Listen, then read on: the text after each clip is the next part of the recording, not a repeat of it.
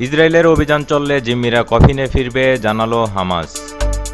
গাজা থেকে বাকি জিম্মিদের অবিলম্বে মুক্ত করে আনতে চুক্তির দাবিতে নেতানিয়াহু সরকারের বিরুদ্ধে বিক্ষোভ করছেন ইসরায়েলের সাধারণ মানুষ। ফিলিস্তিনি সশস্ত্র সংগঠন হামাসের সামরিক শাখা ইসরায়েলকে সতর্ক করে দিয়ে বলেছে, ইসরায়েলের সামরিক চাপ অব্যাহত রাখা হলে তাদের হাতে থাকা জিম্মিদের পরিণতি ভালো হবে না। জিম্মিদের কফিনে করে ইসরায়েলে ফিরতে হবে।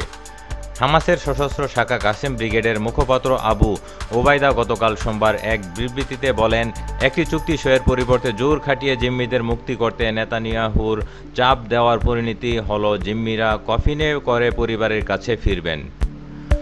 সতর্ক করে দিয়ে আবু ওবায়দা আরও বলেন, জিম্মিদের পরিবারগুলোকে একটি বিকল্প বেছে নিতে হবে, হয় তারা মৃত অবস্থায় ফিরবেন নয়তো জীবিত। রাফা থেকে 6 জিম্মির মরদেহ উদ্ধারের 2 দিন পর এ কথা বলেন হামাসের সামরিক শাখার এই মুখপাত্র। বিবৃতিতে আরও বলা হয়েছে, বন্দি বিনিময় চুক্তিতে ইচ্ছাকৃতভাবে বাধা দেওয়ার কারণে জিম্মিদের যে কোনো পরিণতির জন্য নেতানিয়াহু ও ইসরায়েলের সেনাবাহিনী দায়ী থাকবে। এদিকে 6 জিম্মির মৃত্যুর পিছনে ইসরায়েলকে দায়ী করেছেন হামাসের জ্যেষ্ঠ কর্মকর্তা উজ্জাত আল রিশেক।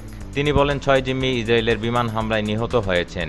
হামাসের হাত থেকে জিম্মিদের উদ্ধারে চুক্তি করতে ও যুদ্ধবিরতির জন্য ইসরায়েলের প্রধানমন্ত্রী বেনিয়ামিন নেতানিয়াহু পর্যাপ্ত উদ্যোগ নেননি বলে অভিযোগ করেছেন যুক্তরাষ্ট্রের প্রেসিডেন্ট জো বাইডেন।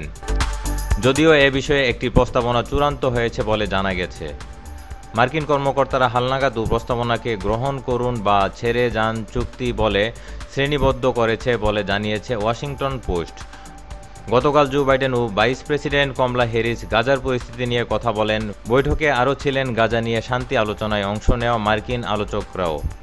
জিম্মিদের উদ্ধারে এরপর আর কী করা যায় সেটা নিয়েও কথা বলছেন তারা। কাতার ও মিশরে চলা শান্তি আলোচনা নিয়ে কথা হয়েছে তাদের। এরপরই বাইডেনের পক্ষ থেকে নেতানিয়াহুর বিরুদ্ধে এমন অভিযোগ করা হয়েছে।